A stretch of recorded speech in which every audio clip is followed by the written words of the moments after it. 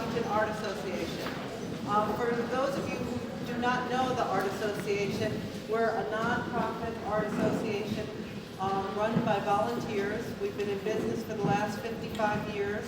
We offer classes, workshops, and lectures by internationally acclaimed artists. And first of all, we'd like to thank Billy Morrison for working together with us to let us use this space for our lecture, which is a fundraiser for the Art Association in conjunction with this beautiful show of Kahn's paintings and pastels. And Kahn really doesn't need an introduction. You all are here because you know his work and you know him. But maybe there's one thing that you do not know about Wolf is that he is just a wonderful man and a very, very generous person to his friends in the arts. And this is the second time that he has graced us with his presence, and we look forward to his lecture, the colors of an artist's thoughts. Wolf Kahn.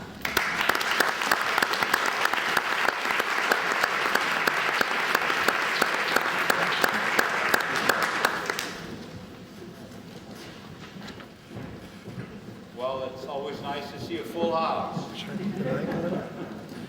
Gives you confidence when you're starting to speak. When I start to give a lecture, I feel like it's the beginning of a party, you know. My mind is people are coming in there very slowly, you know. Meantime, all the liquor's waiting for them to drink until there's nobody there, you know. And I still have a little stage fright because I'm really not a lecturer. I'm an artist, you know. And an artist, one of the things about an artist is you don't see people from one end of the week to the next. And then all of a sudden you see 500 at once. So that's disconcerting. But I do enjoy lecturing.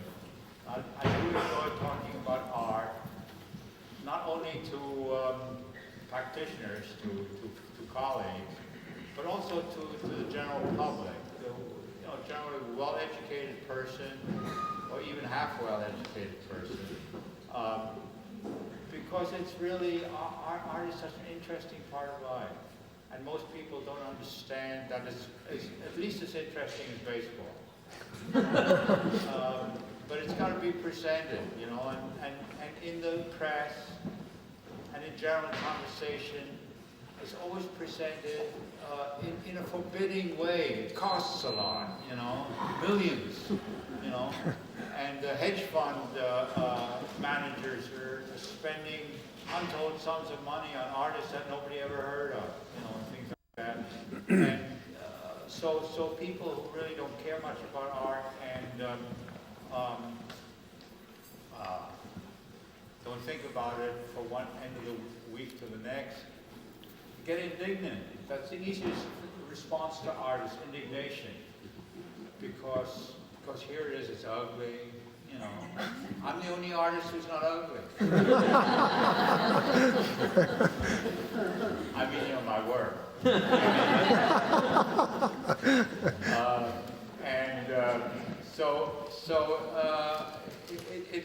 It's a difficult subject.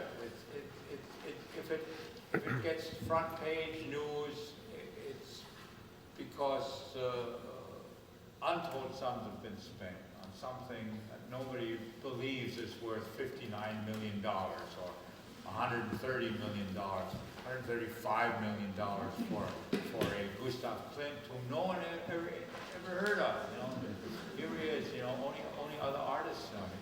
Quite wonderful, but $135 million wonderful. I don't know. You know, I mean that's like the budget of a small town, and you know that they can live on for a whole year.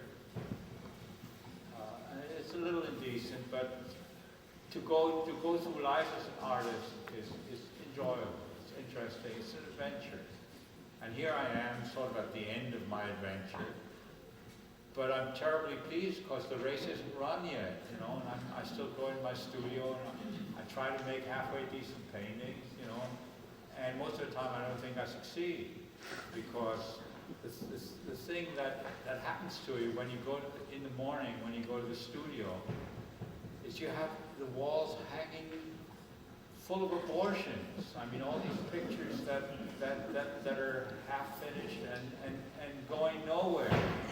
And they're looking at you reproachfully and saying, oh, come on, get to work, make something of me. Do something right for a change. And then your heart sinks because you feel you'll never be able to do it. But you get to work anyway, because you've read what Frank Lloyd Wright said.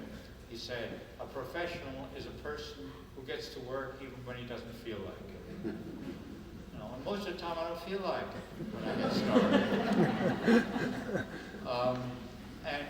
And people ask me, they say, well, it must be a lot of fun to be an artist, a great deal of pleasure. And I said, well, it's fun to be an artist like it is to be a baseball player, a professional baseball player. You've been paid these untold sums in your contract, and yet these pitchers get by you and you don't hit them. You know, and if you hit 1 out of 3, you're a star. But the other 2, you feel terrible about. And that's sort of the way it is to be an artist. You feel terrible most of the time.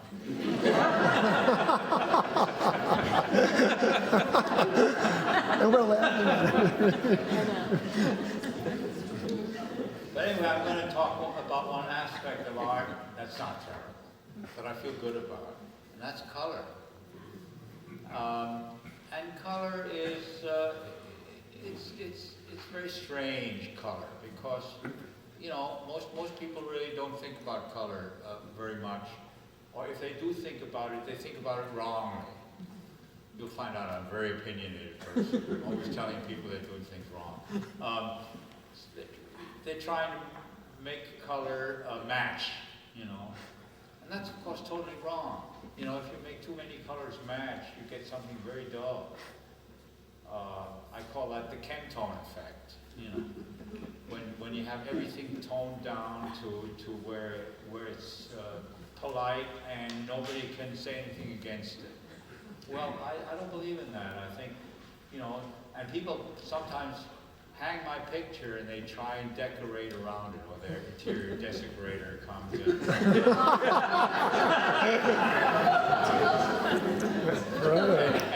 and manages to cover the couch with the same colors that appear in your painting, you know. And he doesn't understand that he's really sucking the color out of my painting. He's doing a terrible thing. He should put something on the couch that doesn't go with my painting, you know. That sets it off to be a strange thing, a thing that doesn't relate, so that it becomes its own object rather than just a piece of interior decoration. But that's the way most people think about color. But I was very, very pleased with the thing that they had in New York a couple years ago. Christo and his wife with the red hair. What's her name? Drunkle. Yeah, she always insists on being part of the team. And they made this thing called the gates, and it was all orange. You know, and orange is a terrific color. It's my favorite.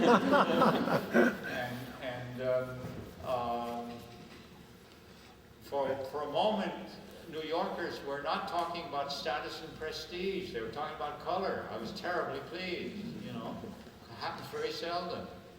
Most of the time, they're talking about money or who's up and who's down. And here they were walking through the park. And it was a sort of a gratuitous present to the city that Christo made, you know. I mean, then people ask me, what do I think of it as a work of art? Well, as a work of sociology, I think it's terrific. As a work of art, I don't know, you know. I just don't know, because there's been so few examples of that kind of thing as art that you can't make comparisons. You just sort of have to take it at the artist's word. And I'm not always ready to take things at the artist. You know, Andy Warhol said, anybody who claims to be an artist is an artist. You know? Well, I know how hard it is for me to finish my pictures, and I feel insulted by that. It's not all that easy to be an artist. You know? So I don't believe that you know, if you say you're an artist, you are an artist. I don't believe that. I think you're an artist because somehow or other you manage to express in your work some mysterious part of your personality, of the thing that sets you apart from the rest of the world. You know? That's also one reason I don't subscribe to American Artists magazine. Because it's a magazine that tries to tell you that you're a part of the rest of the world. You know, that there's only one way to do foliage, except another person does it slightly different. You know, but there's always in back of everything they write about is the idea that a picture is a description of a tree, let's say, or of a nude. You know. Well, a picture is a picture. It's something much more than a description. You know. In fact, I gave a lecture called and if you ask me back, I'll give that lecture here, called Uses and Misuses of Description in Painting. You know, because, and I don't think just because you paint abstract, that means that you're on the side of the angels either, you know. Because to be an abstract painter is even more difficult, I think, than to be a realistic painter, because it has such a short history, abstraction, you know. It really, to be able to determine who's good, medium, and shouldn't be there, is difficult in abstraction, you know. I mean, I went to see the Pollock show at the Modern. There were all these people walking around, looking a little bit decrepit and sad, because they couldn't know what it was all about. Well, Pollock is a terribly interesting artist, because he comes out of, this is one of the many asides that my lecture is going to be full of.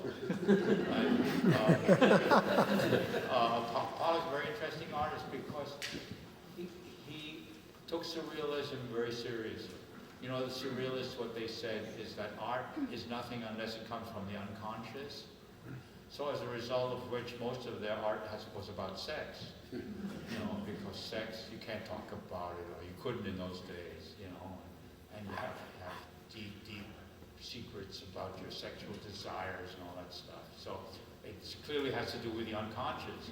So, but then Pollock said, and other surrealists said, no, the unconscious comes about just by making the mark with automatically, without thinking about it, without giving it an intentionality. And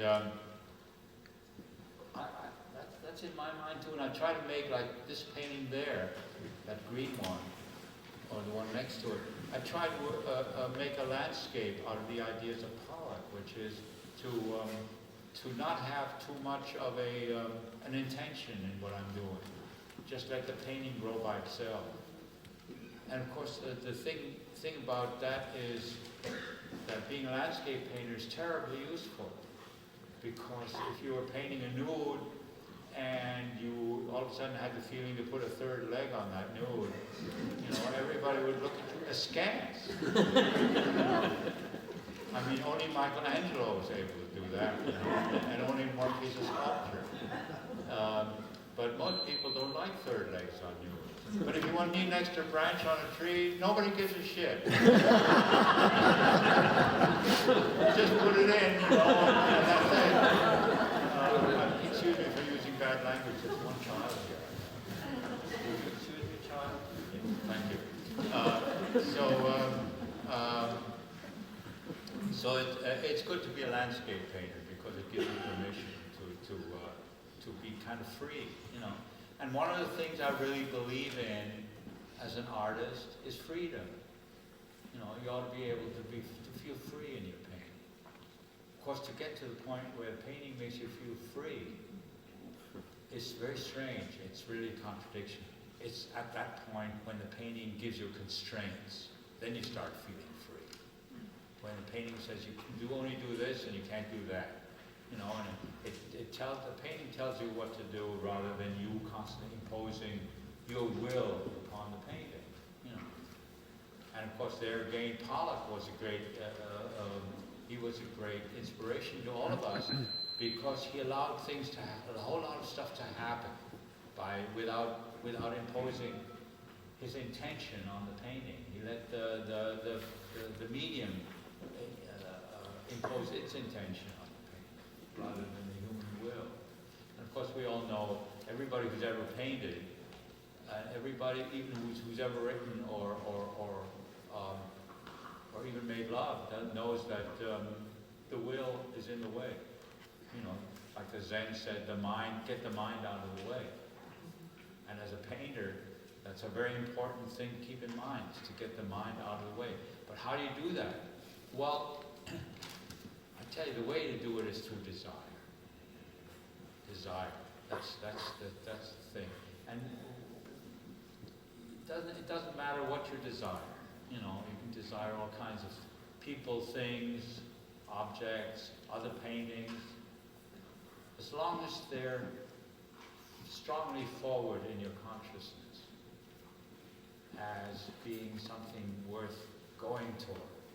You know, and the more ambiguous and the more, in my case anyway, the more unformed it is, the more enjoyment the painting finally provides, because the painting then becomes a vehicle for you to formulate your desire more clearly, you know, and to find out not what it is, but that you're going for, you know, because you never want to know exactly what things are, you know, because you never can anyway.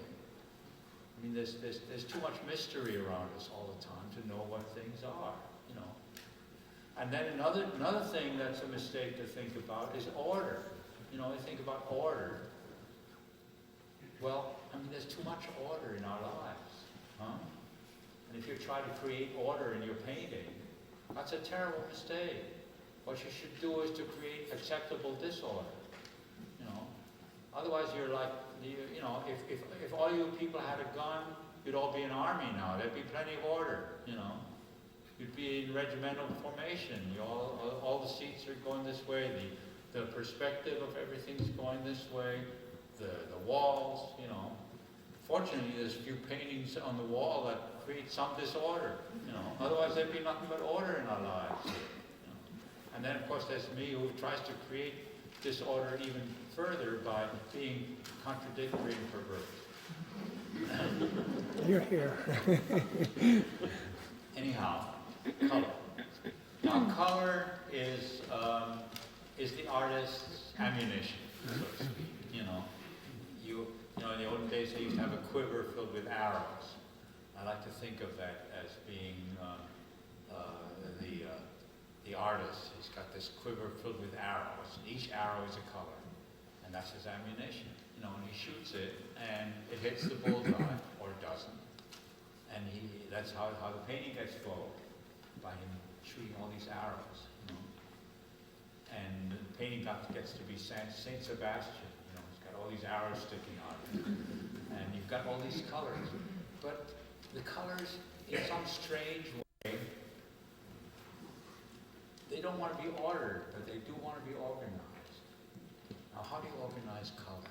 You know, very, very difficult. Very difficult. You start out with what they call a good color sense.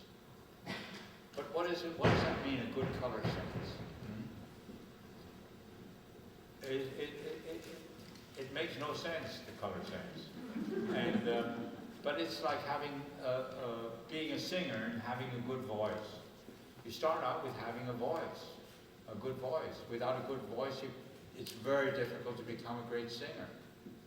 And without a good color sense, it's very difficult to become what they call a colorist. And I don't know if I'm a colorist, but I know one thing about me and color, so I don't have to think about it nearly as much as I have to think about other things. You know, in the same way in which a great soprano really doesn't have to think about her voice. She has to think about expression. She has to think about dynamics and so forth. But she can count on her voice. So in that same sense, I think I can count on my color sense. And of course, you develop a color sense too. You start out with a love of color, or at least a tendency toward using color, in some kind of a organized way. And then in the course of making many, many pictures, that becomes more and more firm in your consciousness, what you're doing. So that after a while, as you get older, the yellow becomes yellower and the blue becomes bluer in some mysterious way. You look at the color and it means much more. It becomes part of your person. It's your equipment. My teacher Hans Hofmann used to say that painting is 80% color. And I sort of agree with that, because I mean, nowadays especially, description doesn't mean very much in painting. We've got plenty of other mediums that give you description. Film, photography, computers, God knows what. But color, organized color, color nuance only exists in painting. It doesn't exist in color photography. A color photographer is lucky if he gets nuance into his photograph. It just so happens. But an artist can control it by his color sense. And these arrows that he has are the colors that have become, for him, personal. A color has to stop being descriptive. It has to stop being emotive. It's got to become part of your person somehow. So that what I'm going to tell you about now is my colors, that have become personal, and why and how, as much as I can. Because to talk about your own work is ridiculous anyway. I mean, I hate to go to lectures where artists show slides of their work and they say, this I did in 1989, and this one is 27 by 35, and that one I did after my daughter died, and therefore it's all black. And all this bullshit, that goes by the name of talking about art.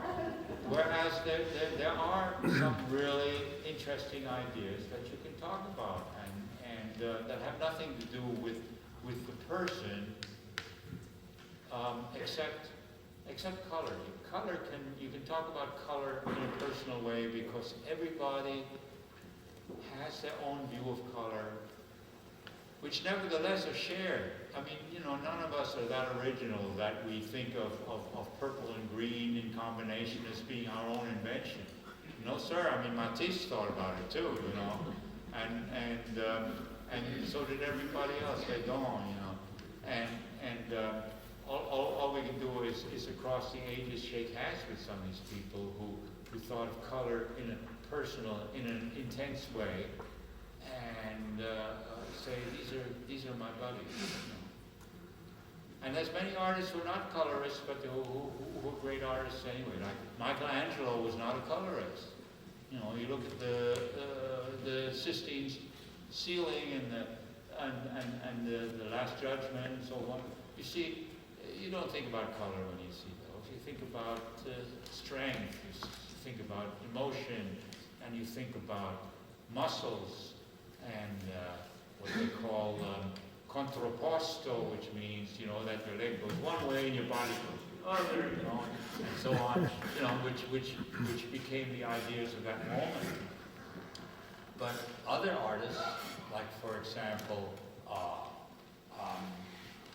Morandi. Do you know Morandi's work? Well, he's a great colorist, even though he doesn't use any color hardly at all. Great colorist. I love the way he uses color, because it all means something. Each color means something.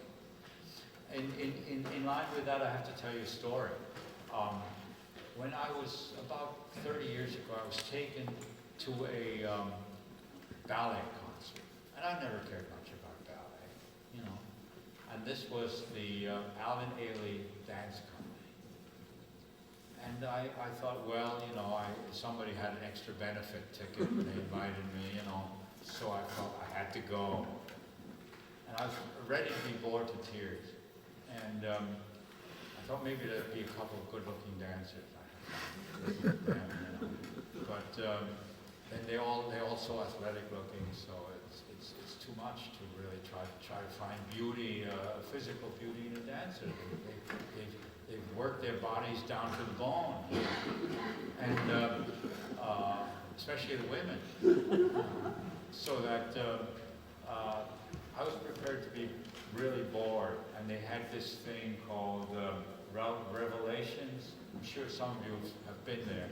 And you know, it goes like this. And there's gospel music that goes with it, and spirituals. That's kind of nice. And then after that, they had a thing where everybody was dressed in white. And the whole company came out, and they had like a parade. And in this parade, there was this one lady who carried a parasol. Everybody else was just sort of jumping around and stomping, you know, and stepping, high stepping. And somehow my attention got fixed on this lady with the parasol. And I wondered how come everything she did was so interesting. You know, like the way she held the parasol, her hand, you know, was just the right height, I thought, you know. It wasn't up there, it was here somewhere, you know. But if it had been up there, she was already tall. I would have made her too tall for the rest of the gang, you know, and so on. So, and then she lifted her little finger. And the way she did her knees and her elbows, and it was all memorable. It was all interesting to see. And I said, gee, you know, maybe this isn't so boring as I thought it was. And I was kind of pleased that I got something out of it. You know, we all go to these things that we think are going to be boring, and then we do get some little thing out of it. It's always pleasing. Makes you feel a little bigger than you usually feel. Because after all, the only way you feel big is to love things, not to criticize things. It's not like the Germans think they're big because they criticize things, you know. And that's really wrong, you know. You feel big because you embrace things, not because you're better than the rest of the world. So anyway, to go back to this dancing, the next piece on this program was what they call pas de deux, which means just a couple dancing. And there she was again without the parasol. It turned out to be the premier ballerina of the group, Judith Jameson, you know, a very famous dancer, you know. And here she was part of a group, and she already could see that she was special. You know, there was something special about her. So that, like when I talk about color, let's say to students, I say each color in your painting has to be like Judith Jameson's little finger. It's got to mean something, you know. It can't be just put down and taken for granted. Each color has to assert itself. Otherwise, you're not doing it right. So anyway, that's my thing about color in general. Now I talk about color as I use it. And I'll go down the list. Orange, great color. You know. Now see, some people like it, aside from me. And the reason it's so great is because it's so vulgar. It's you know, you can't ignore it. It asserts itself and makes you feel that something's happening. When you look at a person with a bright orange scarf or a bright orange sweater, you're feeling something's going on. And it's very optimistic. There's something about orange. You know, you can't feel bad about orange. Very difficult to feel bad about orange. You know, try it. It doesn't work.